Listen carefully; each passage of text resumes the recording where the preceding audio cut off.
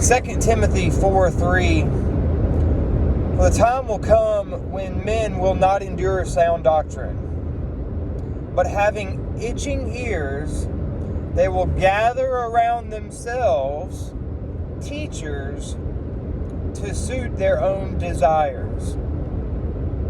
Now, the most prevalent and obvious example of this verse is churches, gatherings of believers who have remodeled the church and Jesus after their own desires, predominantly sexual desires. These are, these are churches with rainbow-clad ministers up at the front. They're not there to promote the gospel. They're there to marry Jesus to sin, is what they're there for. But that's not what I'm talking about today. So these people in the verse, this time that we are living in, we live in that time that Paul was talking about. It's so clear, it's so obvious, 100%. That's now. They have itching ears. So that means something's been going into that ear. It's irritated it a little bit to create that itch, right? It craves to be touched. It was a slight irritant, but basically it's little lies or half-truths that create a desire for more.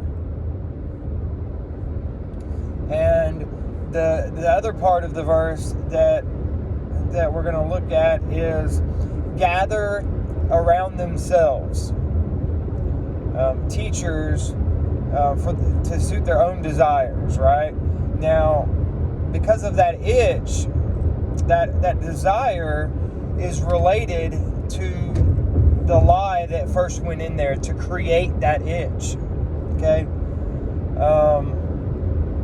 And what this is about your algorithm. This is about millions and millions of AI bots in comment sections. The Lord pointed this out to me a few days ago when I was frustrated over what I was seeing online. And He was warning me to not be distracted, to not allow my ears to be itchy. I was finding it almost impossible to not correct some things that I was seeing. I'm very disheartened. I'm very heavy with the division in the church. It's like as soon as we had a unifying moment, people came in to create new division. Like we were the conservative Christian church, which sadly I don't think much on the left is actually Jesus loving. It's a different Jesus. It's just not. I'm sure there are some of them that are saved, but for the most part, you just can't vote for victimology and abortion, and we are overcomers in Christ. So in Christ, we do not cling to the things that have been done wrong to us. We cling to forgiveness. We love, and love looks like correction, not agreement with sin. It's just not, the left ideology is just not congruent with Christianity. And it takes a lot of lies coming in, these lies that have made their ears itchy. In an instance of people who, with a victimology mindset, they've been told over and over again that somebody's doing them wrong. And so what happens is, it's like, let's pretend you're not sanctified at all, and somebody gives you a little bit of gossip, right? What do you do? What do you do when you hear that gossip? You're in your flesh, you hear this gossip, what do? You think about who you can get the tea from. Who's going to be able to tell me all about this situation? Because your ear itches now, and you're trying to satisfy that itch. You need the full story, right? Tell me I'm wrong. So if you've bought into victimology, and over again people are telling you that somebody is doing you wrong, you begin to crave the news of who is mistreating you, and how are they mistreating you, or people like you. And it becomes a much bigger thing than it really is. It becomes, in our mind, a much more prevalent concept. Yes, there are people that hate, for us on the right in this moment, that looks like us thinking people on the left want us dead, because we saw so many people celebrating Charlie Kirk. And so our ears began to itch for the news of people celebrating Charlie Kirk's death. That is our flesh craving, creating a desire, right? That's the desire, the teachers to suit our own desires. That is an itch being satisfied.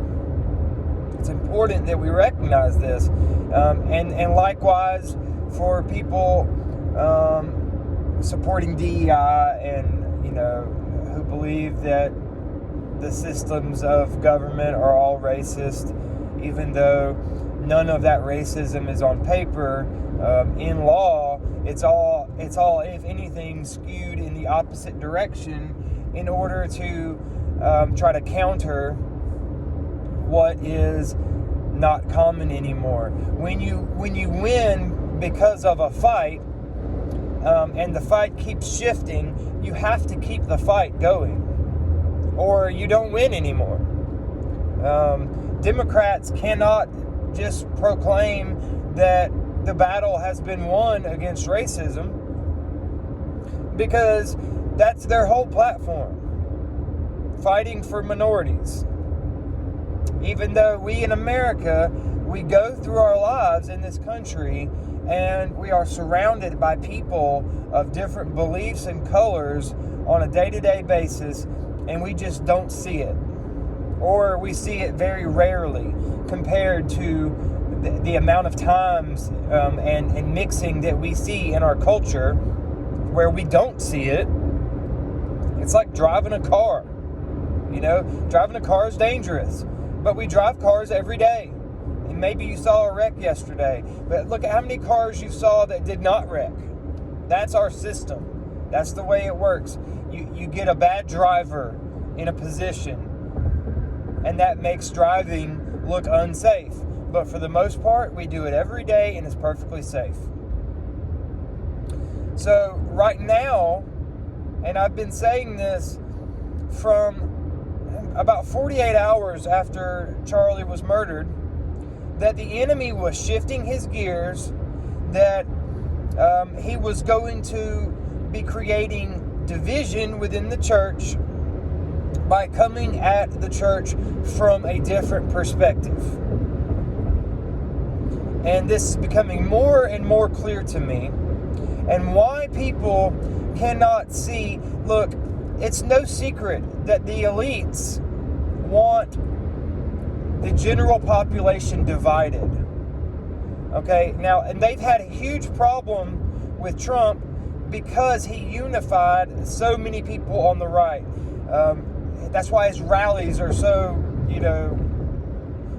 raucous, and just people love him. They don't like that. They didn't like Kennedy doing that. They didn't like MLK doing that. They want people to be lukewarm, in their support. They don't want leaders for millions and millions of people who impassion and embolden them. So from the moment that this unifying event happened, when Charlie was murdered, and the church and conservatism came together so strongly, we began to see a new attack in order to divide. And what happens is you get these little lies or little half-truths, and then your ear starts to itch. Evidence is very scant, but because the orator that gives it to you is very effective, it sounds really good, starts to tickle your ear a little bit. Then, because of the way we perceive gossip and want more of it, we seek out more. Our desires begin to align with wanting to hear this. And in our minds, it becomes a search for truth, but it's not a search for truth. It's not a search for truth, because the most that you can do in this situation is pray about it, or let the Trump administration know that you do not support it. That's it. That's all you can do. It's not like during the COVID lockdowns where we were face to face with conspiracy.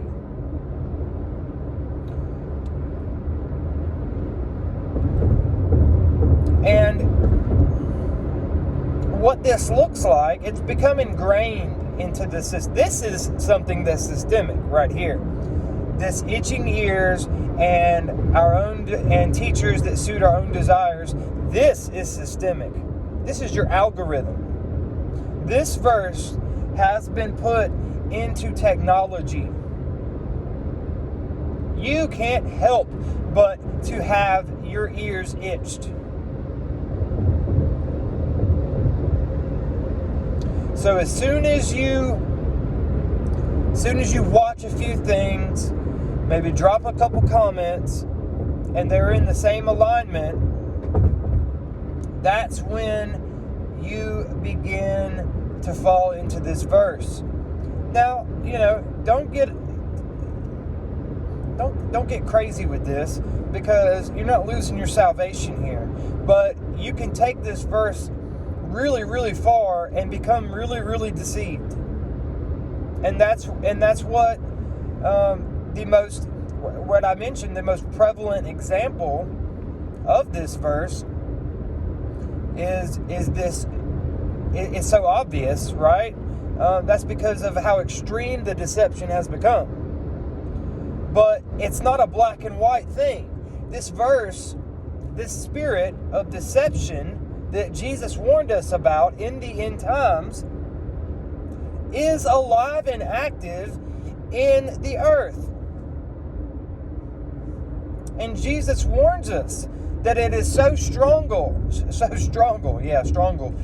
strong and powerful that he almost makes it like it, if possible, even the elect could be deceived.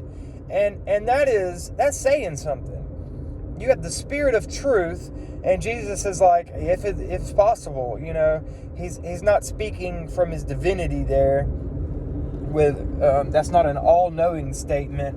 That is a statement that is teaching us about the nature of this deception. The nature of the church is that in the Spirit of truth, we cannot be deceived. But the people aligning with this verse are heaping together around themselves teachers to suit their own desires, and they're scratching an itch. And eventually, that looks like deception, because you're not yielding to the Spirit of truth. This is so important. And I pray that somebody more effective than me received this revelation, or that the Lord bless these words. And I don't want anything. I just want people to see and operate in discernment. Israel, they're corrupt. Our government is corrupt. Support both of them. Don't support everything the U.S. government does. Don't support everything Israel does. But in this climate, in this world climate, not supporting Israel and saying, hey, I support Israel, I support their right to exist, I don't agree with these things right here. That is great. Do that. Because if you don't do it like that, you become on the wrong side. You become somebody who believes the numbers that Hamas gives. You become somebody who believes in a conspiracy between the Trump administration, Israel, and all of Charlie's friends to murder somebody because their support has softened. What? Israel has millions of people, tens of millions of people that would be a more effective target to murder than Charlie Kirk. But millions of Americans are buying into this deception. And it is purely a deception designed to divide the church